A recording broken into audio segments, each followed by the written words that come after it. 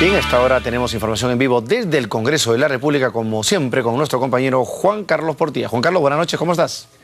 Mario, ¿cómo estás? Buenas noches, así es, estamos en el Parlamento Nacional, es la jornada vespertina con el mismo tema que se había iniciado ya en la mañana, el debate del informe presentado por la denominada megacomisión que encabezó el congresista Sergio Tejada, esta vez el primer tema referido al caso de los narcoindultos.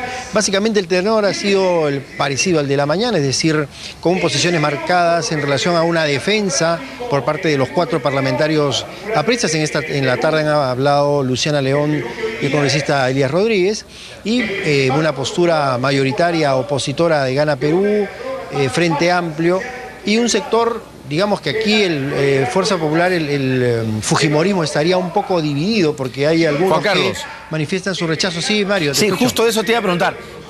Quiero que me comentes, no sé cómo han notado el ambiente grupo por grupo, si se están formando algún tipo de bloque o no se está formando algún bloque. ¿Cómo ves eso?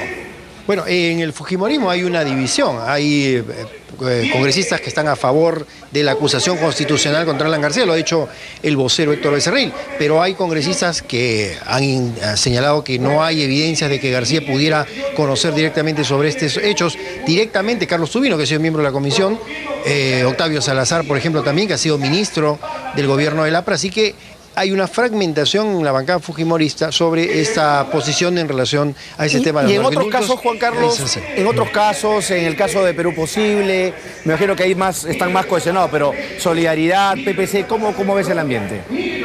Bueno, en Solidaridad la posición es ambigua, aunque hemos escuchado a Martín Belaunde y Enrique Wong, que señalan que no hay responsabilidad del expresidente Alan García, así que por ese lado pareciera que Solidaridad Nacional se inclina por no acusar constitucionalmente, si bien se reconocen que hubo irregularidades en esta comisión de gracias presidenciales que encabezó Facundo Chinguel, pareciera que no están inclinados por ir por la infracción constitucional, y el PPC también pareciera que está por ese lado.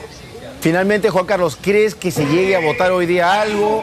¿Cuál es la proyección en cuanto al tema de los tiempos, no? Ahora, yo me pongo a pensar, menos mal que el Perú no ha ido al Mundial, ¿no?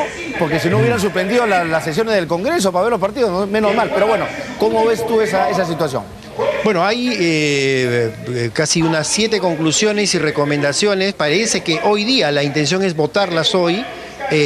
Son casi las 7 de la noche, ya está agotándose prácticamente el debate, ya la mayoría ha sentado su posición, así que podría irse a debate, aunque también hay la otra propuesta de que no se voten los informes, sino simplemente este debate sirva como un marco referencial del trabajo de la megacomisión, pero pareciera que el talante final es ir a un voto hoy día sobre el narcoindulto. Correcto. Cerrar el tema.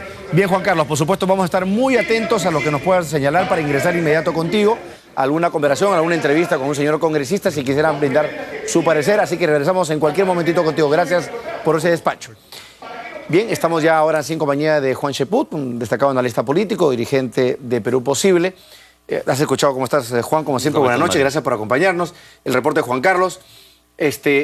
Más o menos, ¿cómo está el ambiente el día de hoy en el Congreso en torno a este tema de los narcoindultos? ¿Por qué crees que se está dando esta fragmentación tan marcada? ¿Qué puede haber detrás de esta situación? Bueno, la fragmentación está marcada simplemente porque estamos hablando de una persona que es emblemática y es un peso pesado en materia política como es el expresidente Alan García, ¿no? Se suele decir en política que uno tiene que saber con quién se pelea, ¿no? Y desde ese punto de vista se sabe perfectamente que es un actor de polendas en términos políticos el expresidente Alan García. ¿Y será, Juan, porque algunos lo ven bastante presidenciable para el 2016? ¿Crees tú que en el fondo es eso? Evidentemente. Nosotros sabemos, cualquier persona que ha estudiado el desenvolvimiento político de Alan García sabe que como candidato es mejor que como presidente, ¿no? O sea, suele él estar siempre en relación al resto de candidatos en una performance mucho más eficaz. Ahora, lo que se está viendo es el comportamiento de bancadas que también tienen aspiraciones presidenciales, como por ejemplo el fujimorismo.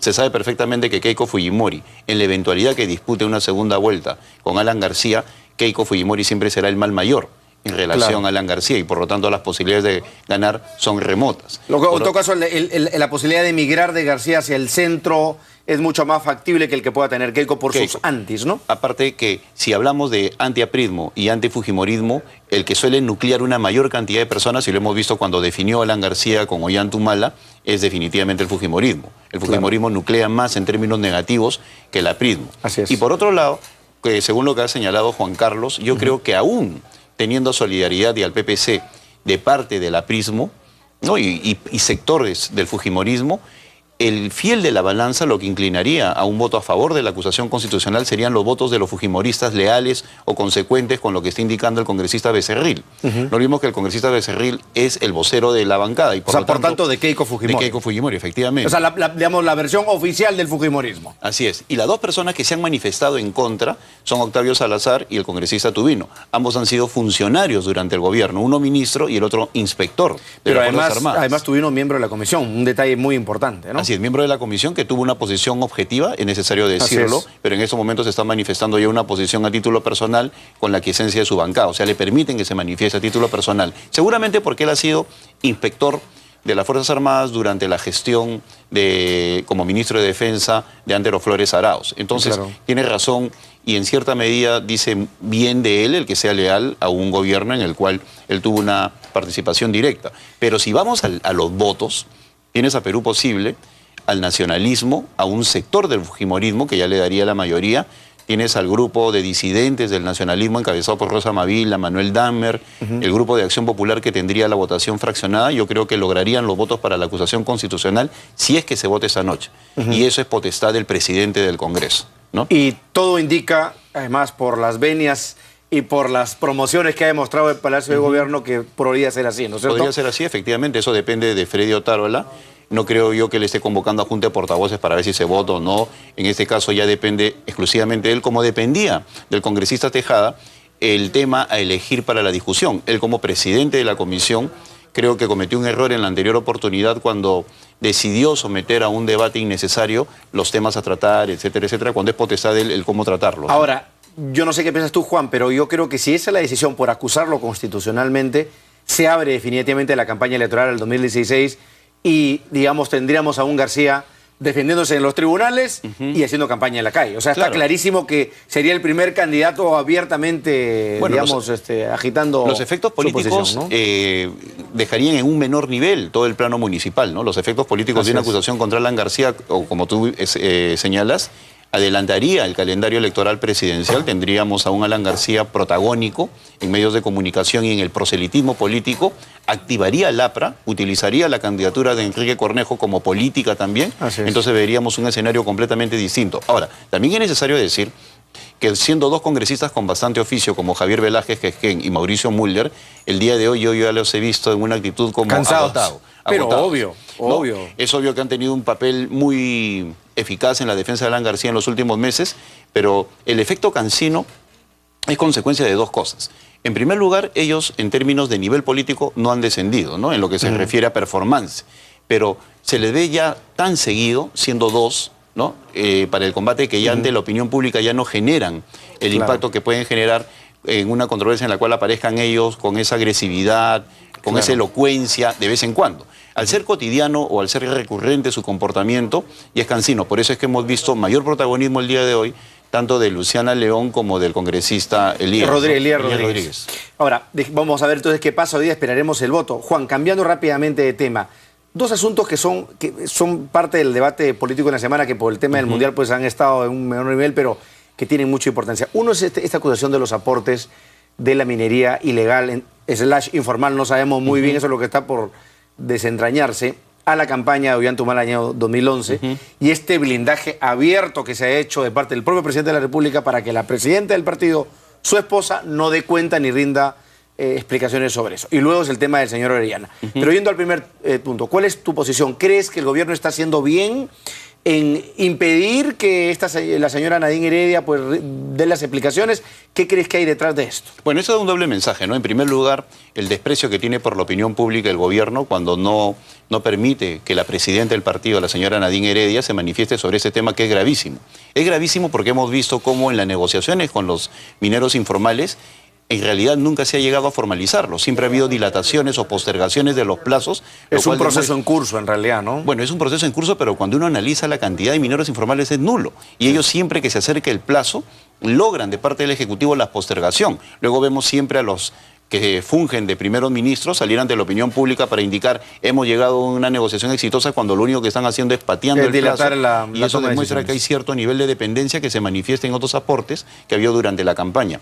Y lo lamentable es que la señora Nadine Heredia le gusta salir ante los medios de comunicación cuando las posiciones pueden ser positivas para ella, pero en otros casos no es así. Y aún más sigue siendo despliegue de una frivolidad. El día de hoy leí en Caretas que ella ha pasado con sus amigas una noche muy simpática en uno de los lugares más caros de Lima, en Barranco, ¿no? Y sin embargo no tiene tiempo para declararle al pueblo peruano para salir a rendir cuentas ante la ciudadanía respecto a unos pagos ilegales. Y hace poco anunció una gira nacional para hacer proselitismo por su partido y todo.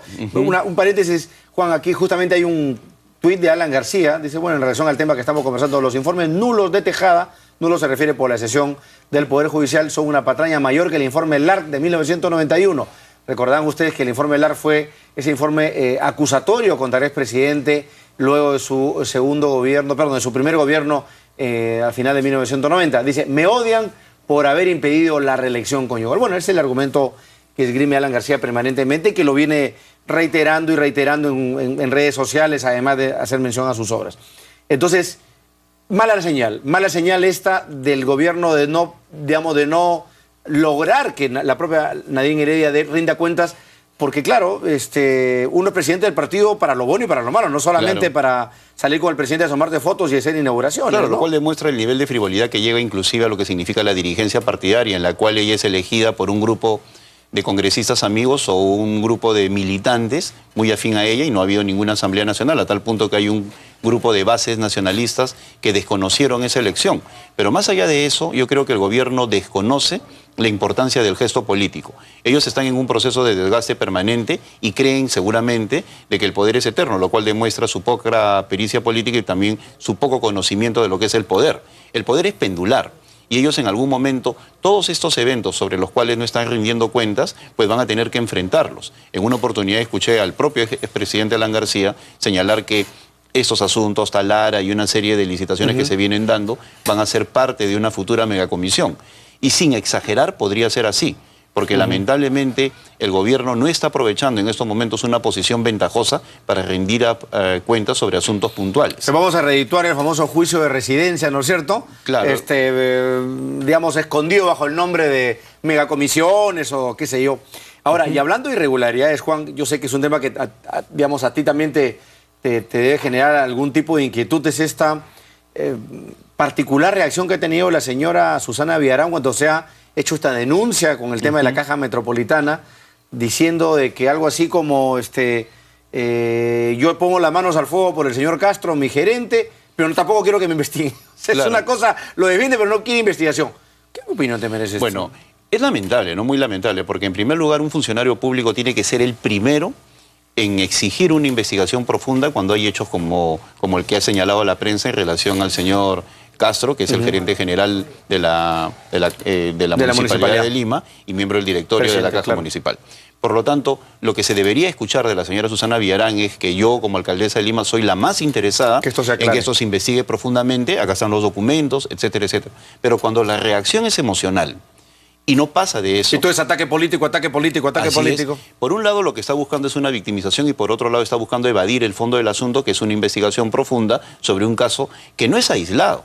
Cuando uno analiza el comportamiento del señor Castro, ve de que ya en diversas oportunidades a lo largo de los últimos años ha estado involucrado en contratos, ha estado involucrado inclusive, hay acusaciones que todavía no se han investigado adecuadamente sobre cambios de zonas urbanas, ¿no? O sea, de residencialidad, de zonificación. Ahora estamos viendo este tema de la Caja Municipal en el cual un amigo suyo es beneficiado y no cumple con el compromiso que tiene para el préstamo. Bueno, podrá ser legal. De repente ha cumplido con toda la parte documentaria, pero en términos de efectividad, de rentabilidad, en términos de preferencias, eso es absolutamente cuestionable y por lo tanto tiene que ser investigado, más aún cuando se sabe que esa persona está teniendo una serie de comportamientos, por llamarlos así, irregulares durante su gestión al frente de la Municipalidad de Lima. Habrá que ver cuál de los candidatos, que yo no creo que sea Lucho Castañeda, toma ese guante y exige una investigación en serio. Le debería corresponder casi por default al PPC, ¿no es así? Claro. Pero bueno, vamos a ver a qué tanto. Además, finalmente ellos están en digamos, en el Consejo Municipal y deberían tener. Y hablando de candidatos, la verdad es que yo veo un pelotón muy interesante que no los catalogaría como candidatos pequeños, que en esos momentos que recién se está vislumbrando la campaña, tienen muchas posibilidades de desplazar a Susana Villarán del segundo lugar. Por lo tanto, veo que esto se nota como muy interesante. Y más ahora con lo que dice de Alan García en el caso de Cornejo, ¿no? Finalmente, Juan, para terminar, lo que te mencionaba del abogado Orellana.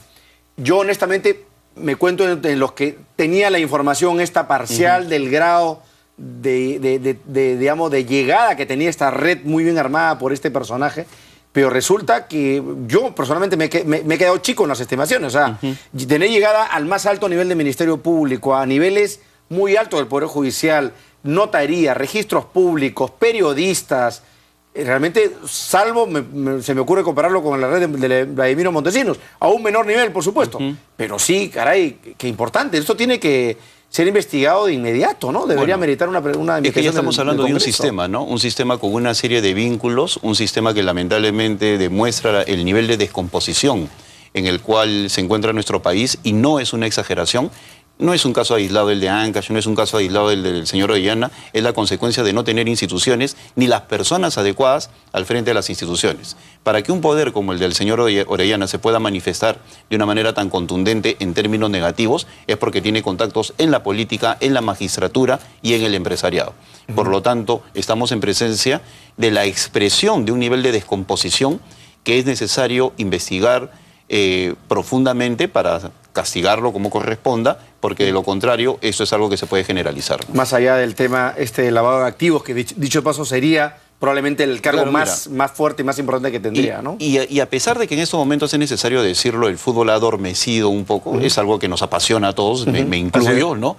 Pero hay muchos casos importantes en paralelo que no debemos descuidar. Yo creo que por un lado está bien la pasión futbolística, la cual saludo, ¿no? Porque es también uno necesita un bálsamo. No, Juan, tienes toda la razón, viene el paquete económico, hoy ya se han adelantado unas cosas, el tema de López Meneses. Claro que se ha quedado ahí. Ahí calladito, ¿no es cierto? O sea, bueno, por lo menos acá tendremos unos minutitos para fregar la pita con esos temas para que vale volver la a la pena. realidad. Para recordar, ¿no? Y regresar que hay muchas cosas que por abordar y analizar en el Perú. Gracias, Juan Cheput, como Muchas siempre, muy gracias amable por acompañarnos con tus apreciaciones. Nos vemos al Congreso con nuestro compañero Juan Carlos Portilla. Adelante, Juan Carlos. Mario, así es, hemos podido durante la tarde recoger algunas impresiones del debate, digamos que se ha producido aquí este intercambio de pareceres y opiniones. Vamos a escuchar primero lo que dijo la legisladora Luciana León en relación al debate de este primer informe de los narcoindultos. Hay una unión, ha dicho, contra la natura entre el gobierno y el fujimorismo. Vamos a escucharla.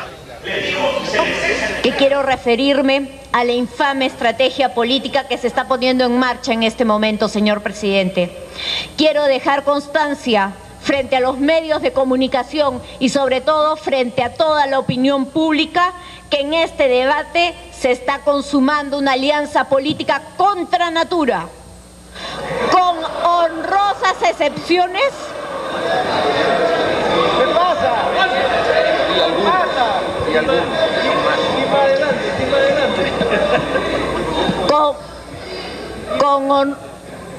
No se alteren, congresistas. Con honrosas excepciones muy valiosas, sobre todo como la del almirante Tubino, supongo y creo también de la congresista Cuculiza, espero del congresista Salazar, entre otros que estoy segura que se van a ir sumando.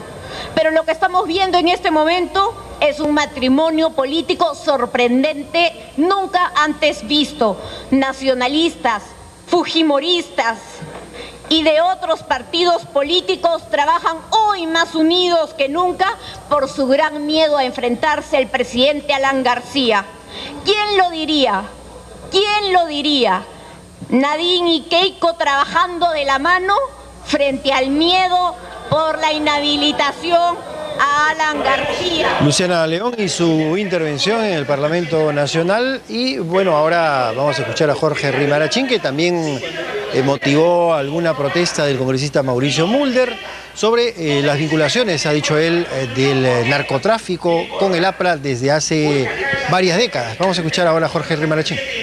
Manifestaban que el 2 de enero de 1980 un camión Fiat que viajaba de Pucallpa hacia Lima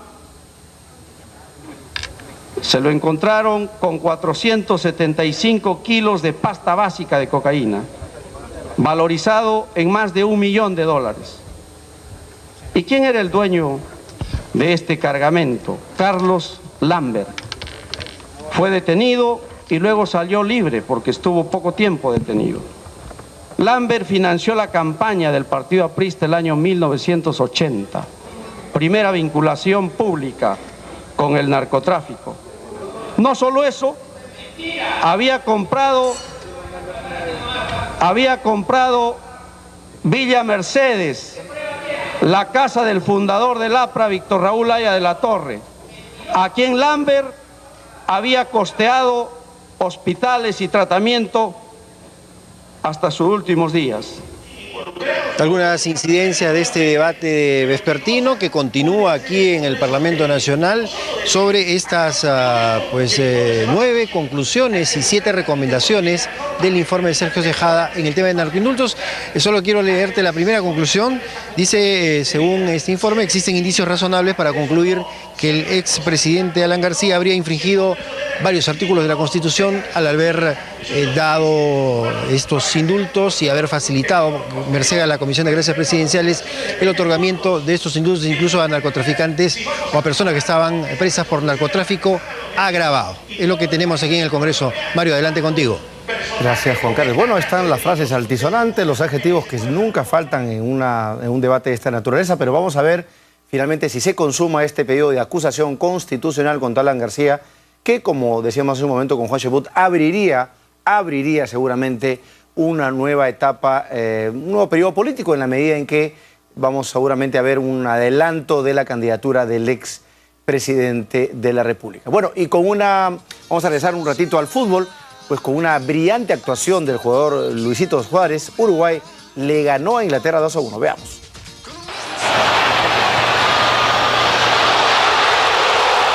A pura garra y teniendo como héroe a Luis Suárez, Uruguay logró vencer a Inglaterra 2-1 y seguir con vida en el grupo D del Mundial.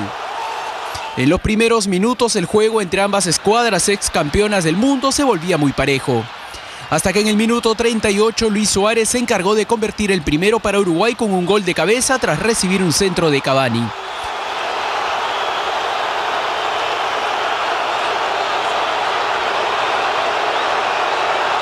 Con este resultado ambas selecciones se fueron a los vestuarios. Los ingleses igualaron el partido a los 75 minutos por intermedio de Rooney. Y cuando todo parecía sentenciado, de nuevo Suárez fue el protagonista y aprovechó un descuido del rival para colocar el segundo de un potente disparo.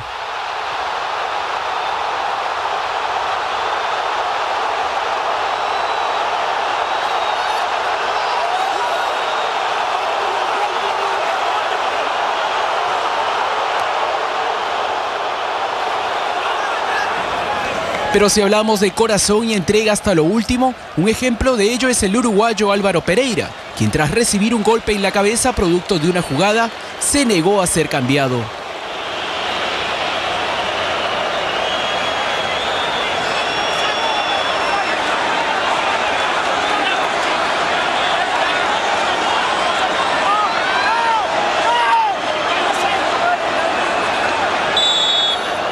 La alegría se desbordó en el Estadio Arena de Corinthians cuando los miles de uruguayos que se dieron cita escucharon el pitazo final. Un emocionado Luis Suárez manifestó haber soñado con un momento así. Además, dedicó los goles a sus críticos.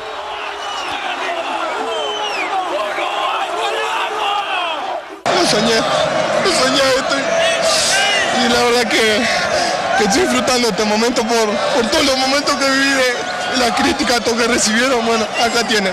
Gracias, Luis. En tanto, Oscar, el maestro Tavares, resaltó la entrega de sus jugadores y sobre todo la de Suárez, quien volvió a jugar tras un mes de lesión y haber sido operado en la rodilla. Los goles los hizo Luis Suárez, un jugador que se nos había lesionado hace un mes y fue intervenido inmediatamente. Este partido para nosotros está cargado de simbolismo y creo que nos demostramos que no estábamos muertos. Pero este primer triunfo de la Celeste también fue celebrado en Lima. A través de la señal de ATV, los uruguayos residentes en la capital disfrutaron minuto a minuto de las incidencias del partido. El próximo rival de los charrúas será Italia. En tanto, Inglaterra estará atenta de lo que sucede en el encuentro entre Costa Rica e Italia para seguir en carrera.